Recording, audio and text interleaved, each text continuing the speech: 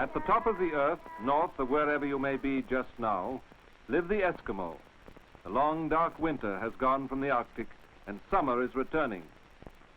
Ice and snow have begun to melt. Islands of ice drift in the sea current. And the earth once more is bared to the sun. The Canadian Eskimo live in lands where trees cannot grow, huge open spaces stretching from Alaska to Labrador. Yet the number of Eskimos living there is only about 8,000, the population of a small English town. Most of their food comes from the sea, and so we find them mainly along the coastline. These Eskimo are starting for their summer fishing camp, where they will live during the busy hunting and fishing season. Because they move about from place to place with the seasons, they travel light and carry with them only the baggage and equipment they will need.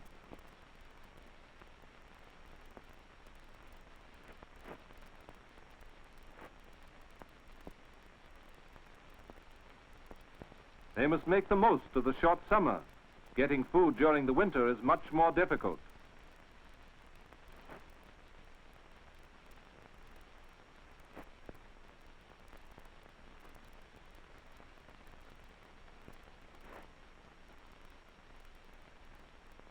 This community will live in tents made of canvas or sealskin and fitted with wooden doors. The doors open outward to stop the dogs from entering the tent. In the wintertime, the families live in igloos, which are cleverly built of blocks of snow and make a warm and charming home.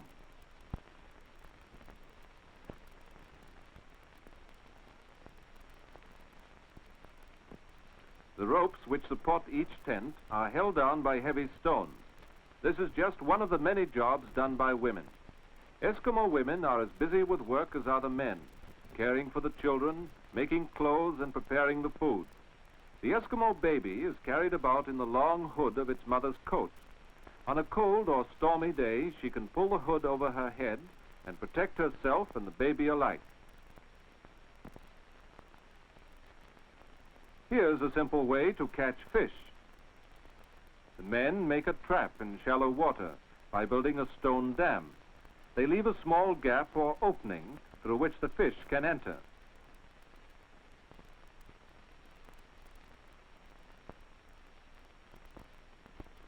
Entering is easy, but how to get out? The stone dam has become a very clever trap, and they cannot escape.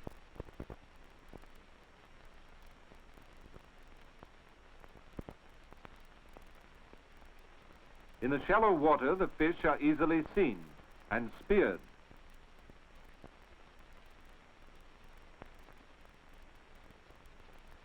They are flung to a boy on shore, and his job is to see that they don't slide back in. Catching fish looks simple enough this way, and it is for Eskimos trained to handle these special spears. But even so, it takes a little practice at first.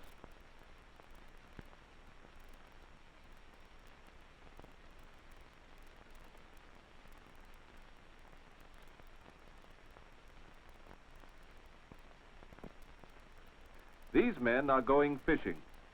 Stones are tied to the lower edge of their net so that it will hang down from the floats. One end of the net is anchored to the shore, and the rest of it is stretched out across the river. This work is done in a kayak, as these boats are called. The kayak is made of sealskin stretched over a wood frame and seats one person. It is light and fast, and one of the best designed craft ever built.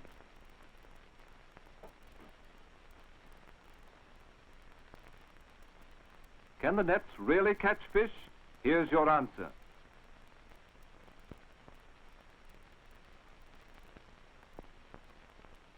And here's a huge catch from a bigger net.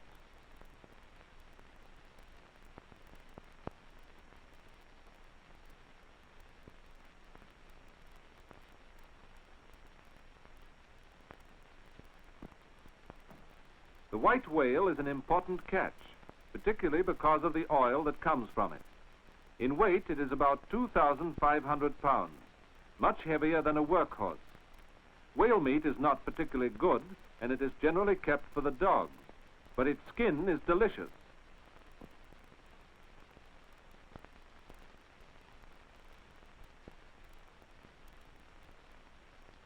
Very little of the Eskimos' work can be done by one man or woman alone. That is one of the reasons why they travel and live in communities. Almost everyone has his part to do in a whale catch. As soon as the whale is freed from the net, it is cut up. Each family gets its share of the catch.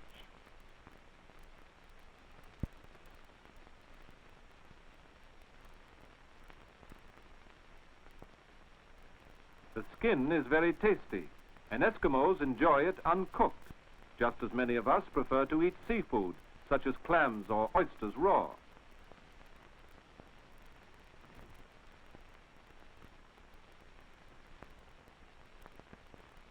Here, the Eskimos are eating a meal of uncooked fish.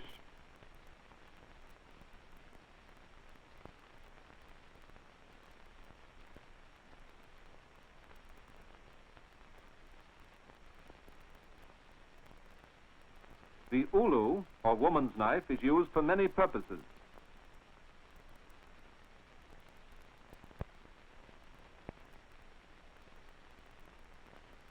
Even young children can handle the ulu skillfully and can do about as many things with it as you can with your jackknife.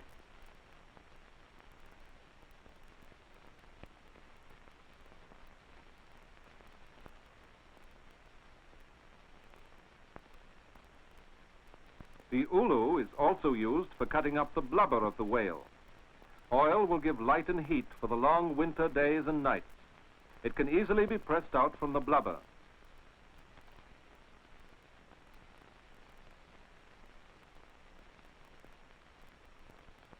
Stone lamps, which the Eskimos use, burn seal and whale oil and are fitted with wicks of moss.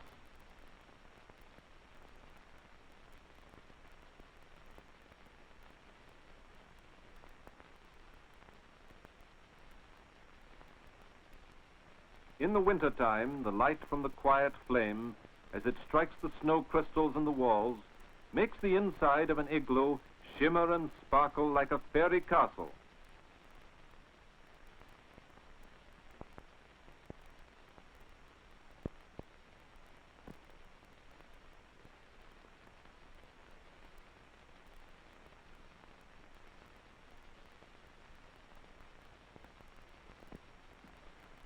Some of the fish is cut and dried for future use, hung up much like clothes on the line.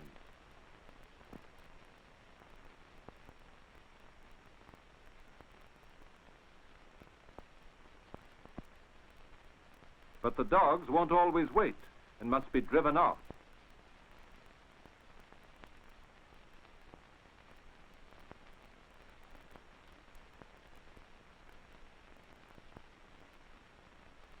They are willing to try it again, and the women have to be chasing them off all the time.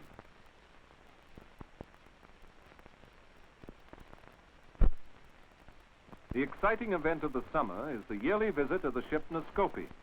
Even before she has come to rest in the harbor, the Eskimos are in their kayaks and paddling out joyously to greet her arrival. She brings with her many supplies that are not otherwise to be had in the Arctic. And for the few white men there, she brings welcome news from home.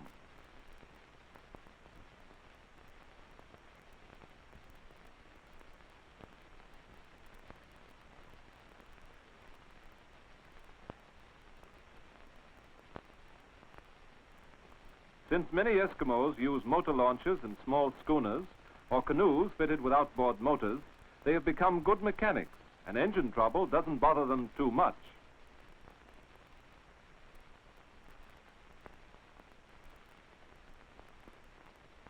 This is Kusharak, the mechanic of the party. What if his friends do poke a bit of fun at him about the stalled engine? He'll have it going again in no time at all.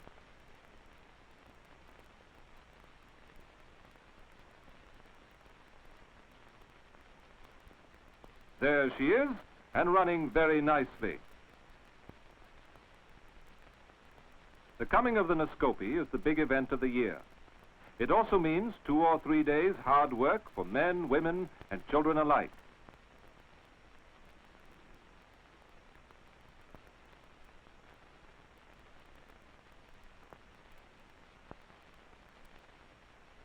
Cargo to be unloaded at each high tide. Supplies for the traders, the mounted police, the missionaries. Articles for the Eskimos. Lumber needed perhaps for the new radio and weather station.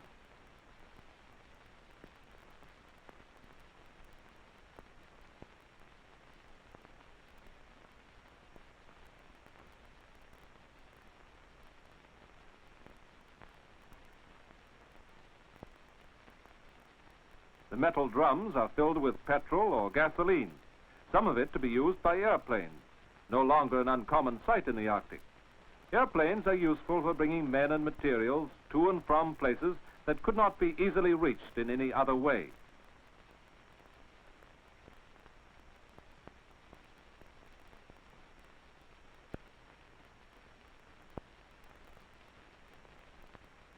This is one of the posts of the Hudson Bay Company, a company which has been trading in the north for almost 300 years. In the eastern Arctic, the main business of this company is trading for the skins of the white fox, which the Eskimos trap in winter. In exchange for furs, the Eskimo is given wooden sticks, which are a kind of money. These sticks are worth 50 cents each, half a crown in English money, and they are used to buy guns and traps, bullets, tea, sugar, flour, and tobacco, and perhaps even toys for the children.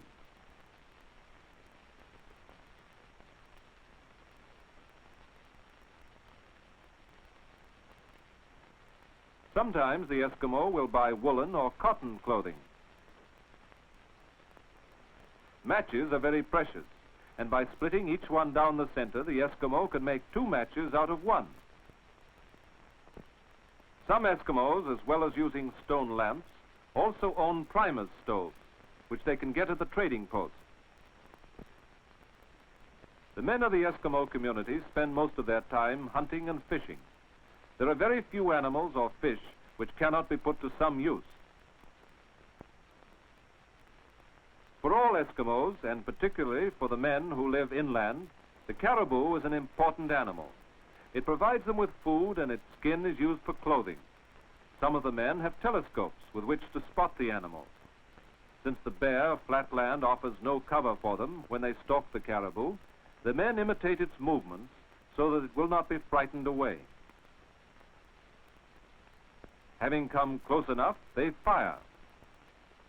Apart from the caribou's value as food, its skin is also useful for boots and tents, as well as clothing. Tools can be made from the antlers. The sinews from its back are always used for sewing thread.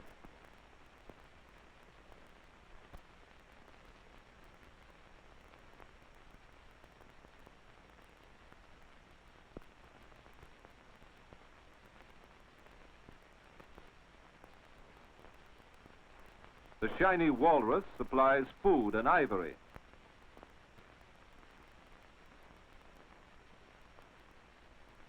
The meat of the polar bear is used as food, and its skin as clothing and bedding. Polar bears are usually found alone or in small family groups. They are great swimmers and spend most of the summer in the water. Nowadays, the Eskimo hunter shoots the bear, then harpoons it and pulls it in.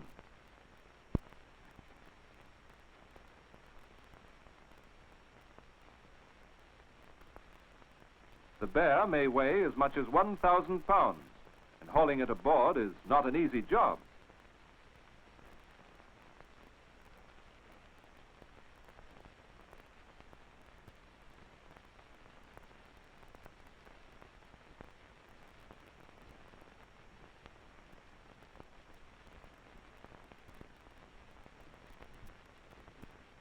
The hunters store away some of the meat for other days.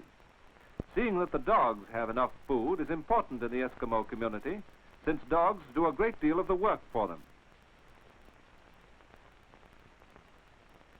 The Eskimo cannot grow food, and so must live on animals and fish. In many ways, the Eskimos' lives are as full and as happy, and perhaps even more exciting than ours.